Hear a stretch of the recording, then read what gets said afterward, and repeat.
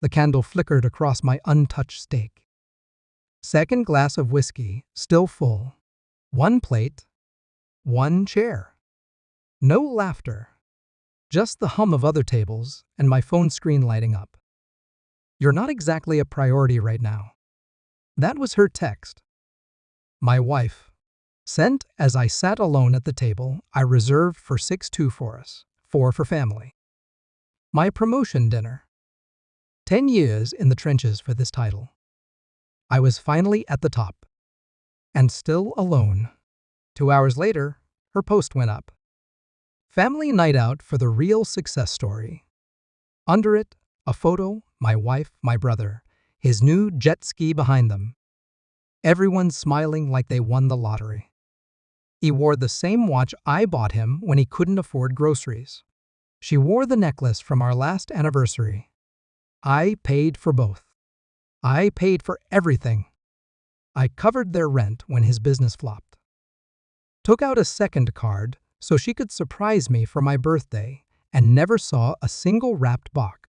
For 3 years, I'd carried the weight of 2 households. And all they gave me back was that photo. That was the crack. The shift. The moment the silence inside me turned sharp. I paid the $2,940 dinner bill, stood, and left without saying a word. By midnight, I had changed the locks. One text to the locksmith. One click to freeze our joint accounts. One call to cancel the mortgage payments on my brother's house, the ones I'd set up automatically every month since his layoff. Then I drove. Calm. Controlled. A man not chasing justice, but delivering it. At 1:27 a.m., I left a single envelope taped to my brother's door. Inside was a screenshot of the mortgage termination notice and a yellow post-it. 4 words, then let him pay it. The real work happened before that night, though. Months earlier, I started noticing things, small lies that didn't match up. My wife said she was at yoga. Find my iPhone showed a steakhouse across town. My brother asked for rent help, bought club tickets the same day. I didn't confront them. I documented. Quietly. Screenshots. GPS logs. Credit card statements. Audio from the Bluetooth speakers she always forgot to disconnect from. When you stop reacting, you start observing. That's how you learn who people really are. They thought I didn't know. They thought I'd keep paying. They thought they were safe behind my generosity. But generosity without respect is just quiet slavery. Morning came. My phone was face down on the nightstand. When I picked it up, the screen lit like a siren. 91 missed calls. 34 from my wife. 45 from my brother. The rest from family. The first voicemail was just her crying. No words. The second was my brother, "Man, what the hell did you do?" Then came the texts. "You're overreacting. We didn't mean it like that.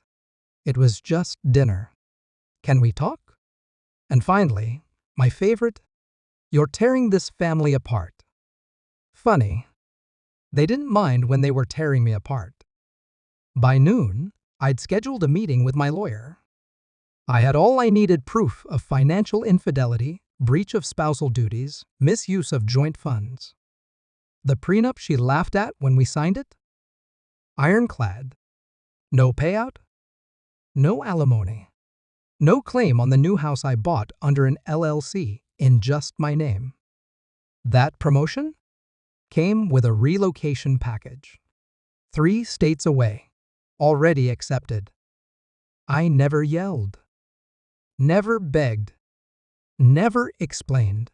I just vanished from their safety net. One calculated cut at a time. The fallout was delicious. Her father called me asking what was going on. I sent him a copy of the mortgage history, my name on every payment. My mother, torn in two, finally admitted she'd suspected something, that she just didn't want to believe her son and daughter-in-law would use me like that. And the rest? They stayed quiet. That kind of guilt doesn't speak. It just watches. 2 weeks later, I left town. Sold the house. Shipped my things. Didn't leave a forwarding address. The day I drove out, I passed my brother's place. Overgrown lawn. No car in the driveway. Foreclosure sign planted in the dirt. I didn't stop. Just smiled. She still texts sometimes. I miss us. You just disappeared. Can't we fix this? But I don't respond. You don't fix something that was never real. You leave it where it belongs, buried under its own weight. Some people think revenge is loud, explosive. But real revenge? It's quiet. It's walking away while the house you built for them collapses under the weight of their own betrayal. My final message was written in silence. No confrontation. No goodbye. Just the locks changed. The payments canceled. The foundation removed. And 4 simple words. Then let him pay it.